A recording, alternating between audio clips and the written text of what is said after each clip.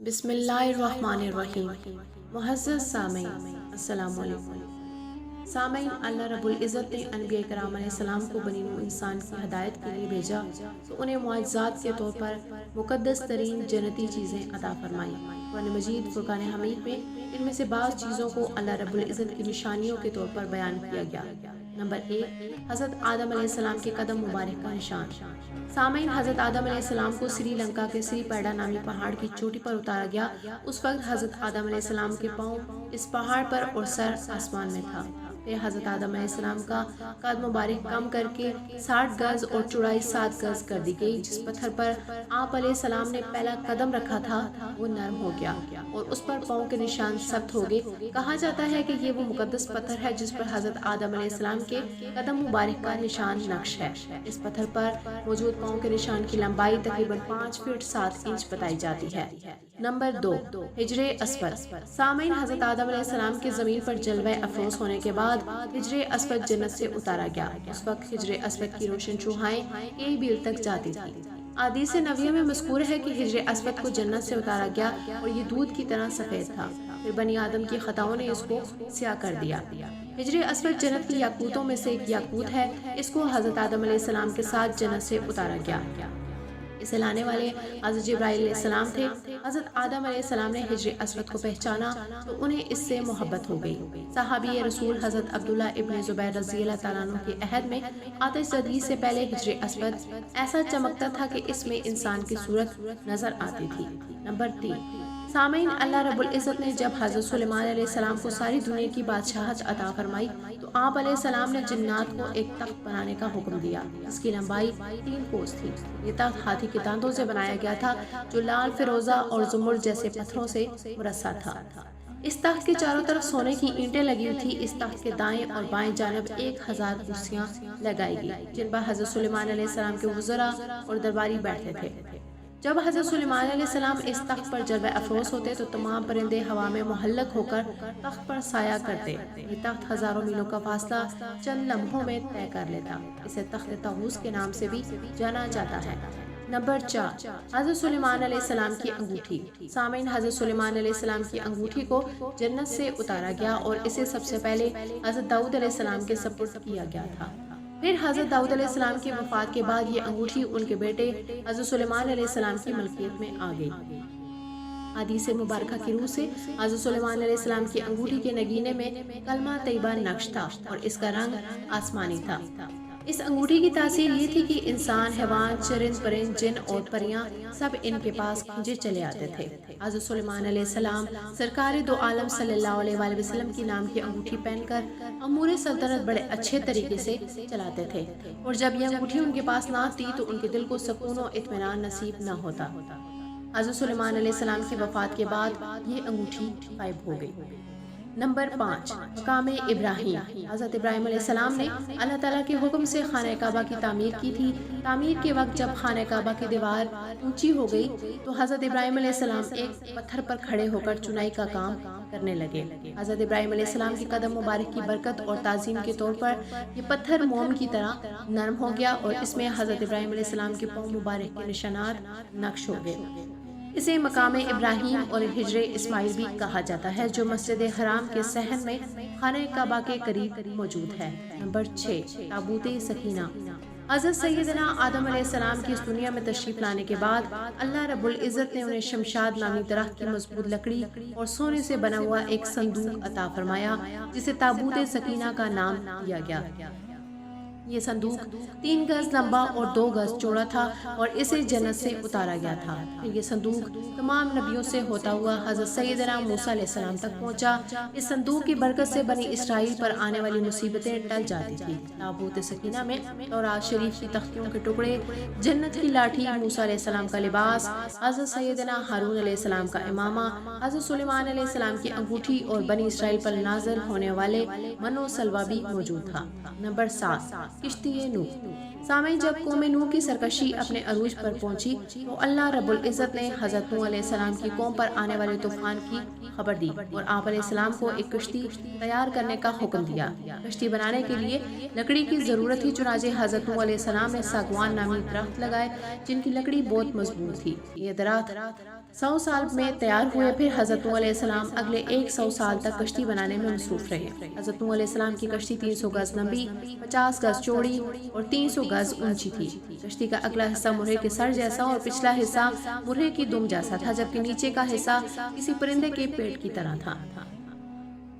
دنیا کی اس پہلی کشتی میں 3 منزلیں بنائی گئی۔ سب سے نچلی منزل درندوں، پرندوں اور اشارۃ الارض کے لیے مخصوص تھی۔ درمیانی منزل میں چوپائے اور دیگر جانور موجود تھے، جبکہ سب سے اوپر والی منزل میں حضرت نوح علیہ السلام اور ان کے اصحاب سوار تھے۔ نمبر 8، ہیکل سلیمانی۔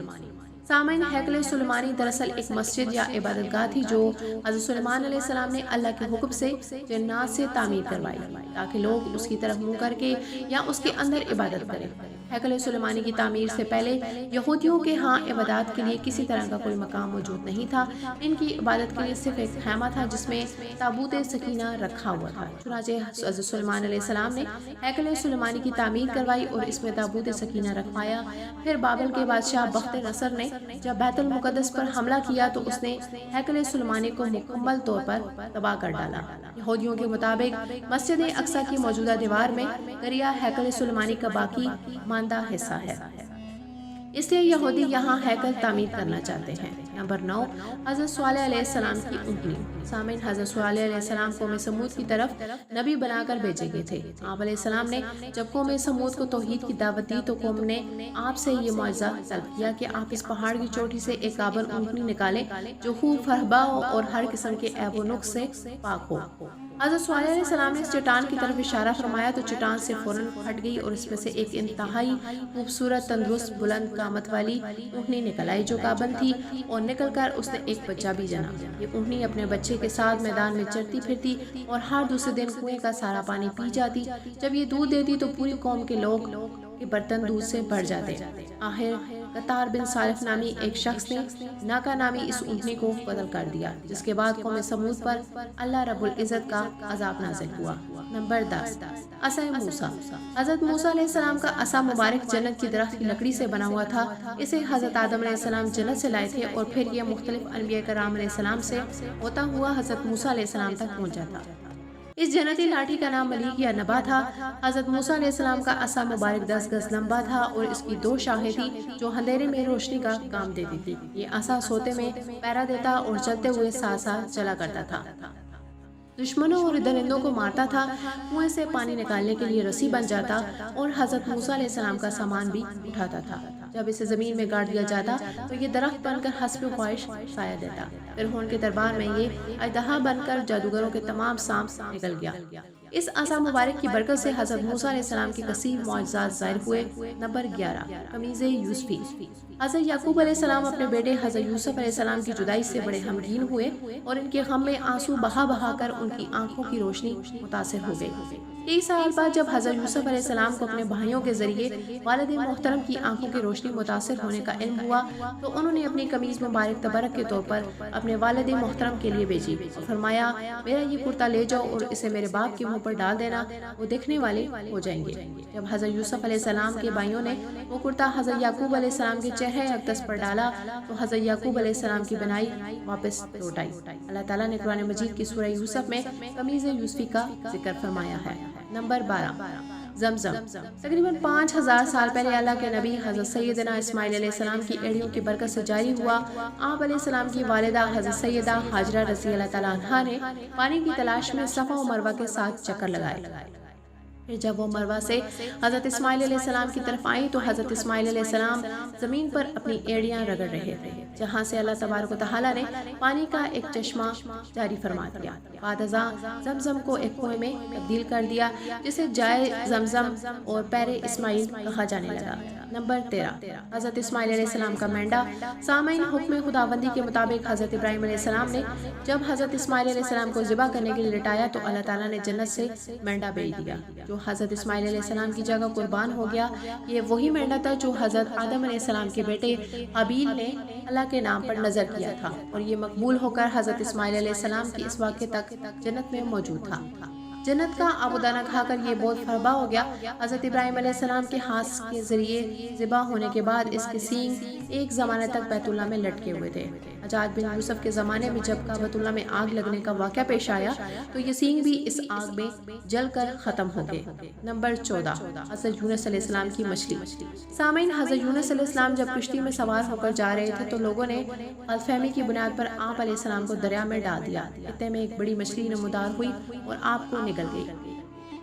حضرت یونس علیہ السلام کو کئی اندھیروں کا سامنا تھا، رات کا اندھیرا، دریا کا اندھیرا اور مچھلی کے پیٹ کا اندھیرا۔ ان اندھیروں میں آپ علیہ السلام نے یہ دعائیہ کلمات پڑھے، لا الہ الا انت سبحانک انی کنت من الظالمین، تیرے سوا کوئی معبود نہیں، تو ہر عیب سے پاک ہے، بے شک مجھ سے بھیجا ہوا۔ اس آیت کریمہ کی بدولت اللہ تعالیٰ نے حضرت یونس علیہ السلام کو عاشورہ یعنی 10 محرم الحرام کو کئی دن مچھلی کے پیٹ میں رکھنے کے بعد آزادی عطا فرمائی۔ مچھلی کے پیٹ میں رہنے کی وجہ سے آپ علیہ السلام کو ذنون بھی کہا جاتا ہے۔ سامعین، امید ہے کہ آپ کو ہماری آج کی ویڈیو پسند آئی ہوگی۔ اگر ویڈیو پسند آئے تو ویڈیو کو لائک کریں، شیئر کریں۔ سامعین، ہماری حوصلہ افزائی کے لیے اپنی رائے کا اظہار کیجیے گا اور چینل کو سبسکرائب کرنا مت بھولیے گا۔ اللہ پاک ہم سب کا حامی و ناصر ہو، آمین یا رب العالمین۔